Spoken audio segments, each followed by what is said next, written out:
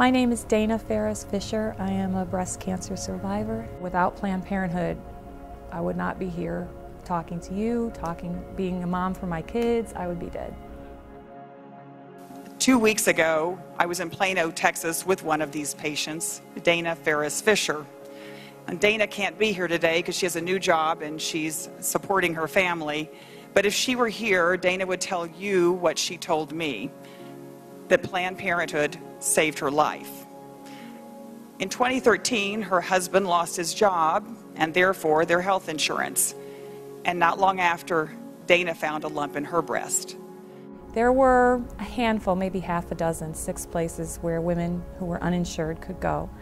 And out of those 6, 4 of them said they couldn't see me for one reason or another. So there were 2 left that could see me. One had a wait list that was 6 months long.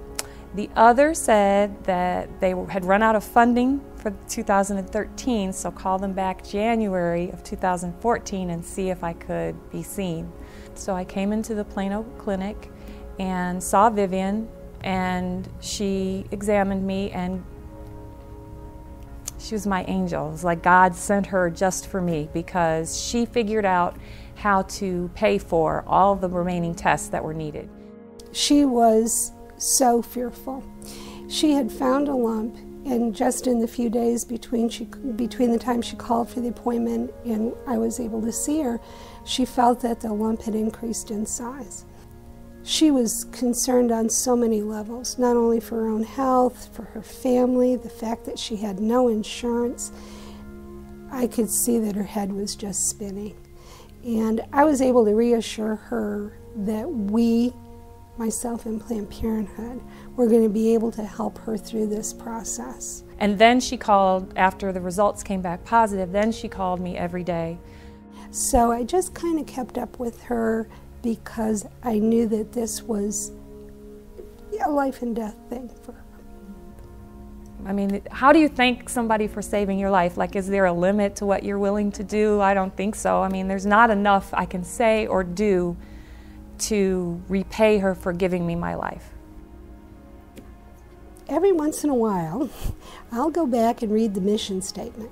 And there's one statement that says, sexual and reproductive rights are part of human rights, and that they are a cornerstone of individual, family, and community health, happiness, and fulfillment.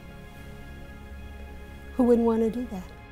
To not support an organization that provides life-saving care to anyone who might need it, regardless of their ability to pay, regardless of their station in life, regardless of pretty much any factor you could come up with, is just really remarkable.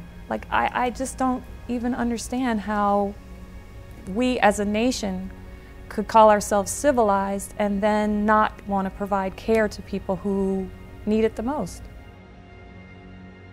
I hope that people will look at the facts and not just the noise.